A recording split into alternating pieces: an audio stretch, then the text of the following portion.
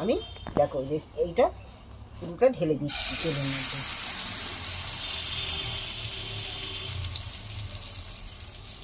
বন্ধুরা, আজ একটা খুব সহজ পদ্ধতিতে রান্নার রেসিপি নিয়ে এসেছি।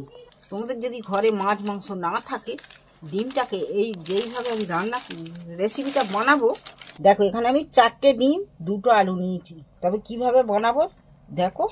আমি প্রথমেই আলুগুলো সেদ্ধ করে নিয়েছি, ছাড়িয়ে নেব একটু। বন্ধুরা, আমি এখানে 2টো আলুকে ছাড়িয়ে নিয়েছি। তবে এই রেসিপিটা তোমাদের ঘরে হয়তো জানো সবজি নেই, মাছ নেই, মাংস নেই, তুমি এই সহজ পদ্ধতিটা রান্নার রেসিপিটা করে দিলে তোমাদের সমস্যা মিটে যাবে।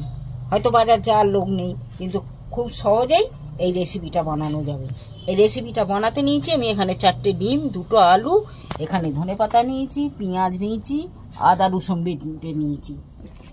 এখানে আমি 2টো আলু দুটোকে আমি চাঁচাতে চেঁচে নিচ্ছি। পারলে হাতেও মাখা যাবে, কিন্তু হাতে মাখলে ডালা ডালা হয়ে থাকবে। আর এই চাঁচুনিতে চাঁচলে একদম মিশিয়ে ভালো হয়ে, কোথাও ডালা পাবে না। দেখো আলুটা চেঁচে নিতে কতটা সুন্দর হলো বলো তো। এতে ডালাও পাবে না আর কিছু না। এখানে আমি অর্ধেকটা পেঁয়াজ দিচ্ছি, ধনেপাতা অর্ধেকটা দিলাম।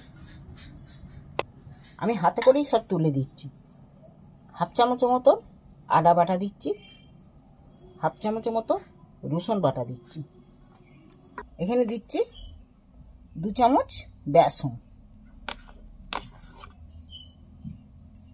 2 চামচ বেসন দিলে হাফ চামচ লঙ্কার গুঁড়ো দিচ্ছি, হাফ চামচের মতো হলুদ গুঁড়ো দিচ্ছি, হাফ চামচ ধনে পাউডার দিচ্ছি, স্বাদ মতো নুন দিয়ে দিচ্ছি। এটাকে আমি ভালো করে একটু মেখে নিচ্ছি এই উপকরণগুলো দিয়ে। দেখো এবার সব আমার মাখা হয়ে গেছে। এবার ডিমগুলো ফাটিয়ে দেব।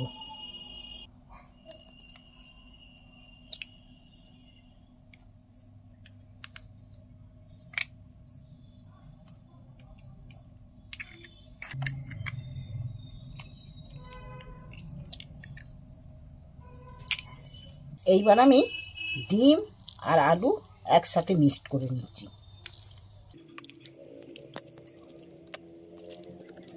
এটা তোমরা পারলে কাঁটা চামচ দিয়েও, কাঁটা দিয়ে সেই ঘোরানো দিয়েও তুমি পাইল করে নিতে পারো, কিন্তু না, আমি এখানে হাতে করেই নিচ্ছি। এবার আমার মাখা রেডি হয়ে গেছে। এটা দেখছো খুব পাতলাও নয়, আবার খুব আঁঠো নয়। এখানে ডিমটা ভাজার জন্য আমি একটা প্যান বসিয়েছি কড়াই। উনুনে প্যান বসিয়ে 2-4 চামচ মতো তেল ঢেলে দিই।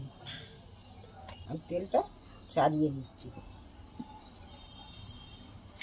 এটা খুব কম আঁচে ভাজলে তবেই ভালো হয়। আমি দেখো এইটা পুরোটা ঢেলে দিচ্ছি তেলের মধ্যে।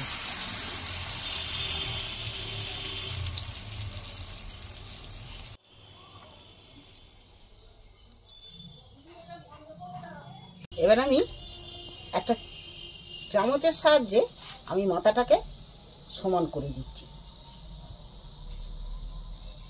চাপা দিন, কাটে করছি তো, চাপা না দিলেও না। দেখি উল্টানোর সময় হয়ে গেছে, তবে আমি উল্টাচ্ছি।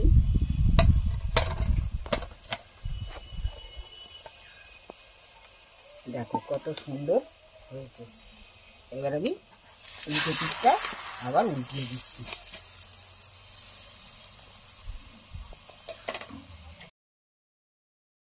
দেখি উল্টো পিঠটাও হয়েছে কি, তবে হয়ে যাবে।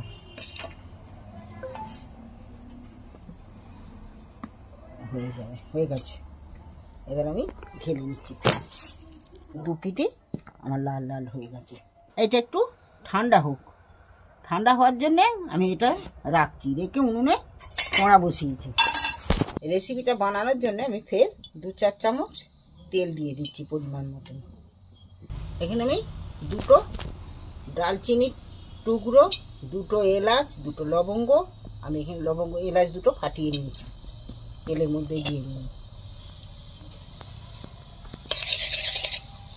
এটা ভাজা হলে কিন্তু তেলটা দারুণ সেন্ট উঠে।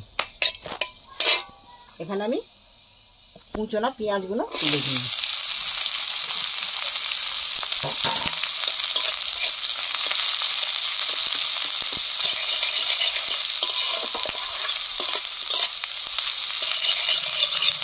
পেঁয়াজটা আমার অনেকটা লাল হয়ে গেছে। খুব আমি এই ক্ষেত্রে পেঁয়াজটা আমি খুব লাল করে ভাজবি না, হালকা হালকা লাল হবে।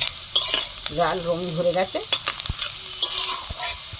এখানে হাফ চামচ আদা বাটা, হাফ চামচ রসুন বাটা দিয়ে দিন। তেলের মধ্যে দিয়ে দিন টমেটো আর কাঁচা লঙ্কা পেস্ট করে দিচ্ছি। আমি টমেটো আর কাঁচা লঙ্কা পেস্টটা দিয়ে দিচ্ছি এর মধ্যে। এবার টমেটোটা ভেজে নেব ভালো করে। স্বাদ মতো আমি নুন ব্যবহার করছি। ওখানে যে আমি একটা টমেটো দিয়েছি, টমেটোটার জন্য হাফ চামচ চিনি দিচ্ছি, স্বাদটা অন্য হওয়ার জন্য। আমি টমেটোটা একটু ভেজে নেব। দেখো এখানে আমার রেসিপি রেডি।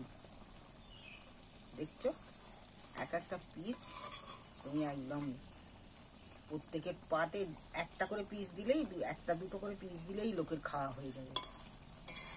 আমি এখানে আলু ব্যবহার করিনি, তোমরা এখানে আলু ব্যবহার করলে আরো খানিকটা বেড়ে যাবে।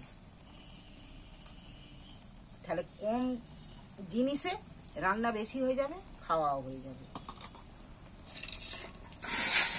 জুসটা মরে যাচ্ছে, আমি এখানে ঢেলে নিচ্ছি।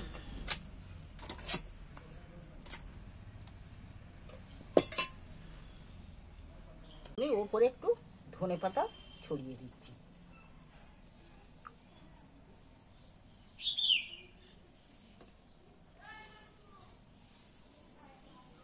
ভালো লাগলে চ্যানেলটা শেয়ার করতে। তোমাদের এই ডিমের রেসিপি ভালো লাগলে চ্যানেলটা আমার অবশ্যই সাবস্ক্রাইবার করে দেবে। আর কেমন খেলে ডিমের রেসিপি আমাকে কমেন্ট করে জানিও।